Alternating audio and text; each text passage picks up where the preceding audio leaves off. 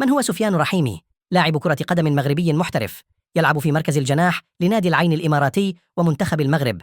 ولد في 2 يونيو 1996 في الدار البيضاء، المغرب. يبلغ من العمر 27 عاماً. يعرف بمهاراته الفنية العالية وسرعته وقدرته على التسجيل وصناعة الأهداف. مسيرته: بدأ رحيمي مسيرته الكروية مع نادي الرجاء البيضاوي عام 2016. فاز بلقب الدوري المغربي مع الرجاء عامي 2018 و2020. انتقل إلى نادي العين الإماراتي في عام 2025. ساهم في تأهل العين لنهائي دوري أبطال آسيا 2023. لعب مع المنتخب المغربي منذ عام 2018. إنجازاته: لقب الدوري المغربي مرتين مع الرجاء البيضاوي، كأس السوبر الأفريقي مرة واحدة مع الرجاء البيضاوي، كأس السوبر الإماراتي مرة واحدة مع العين. معلومات إضافية: يلقب رحيمي بالساحر والسفير. يعتبر أحد أفضل لاعبي الجناح في إفريقيا، يجذب اهتمام العديد من الأندية الأوروبية.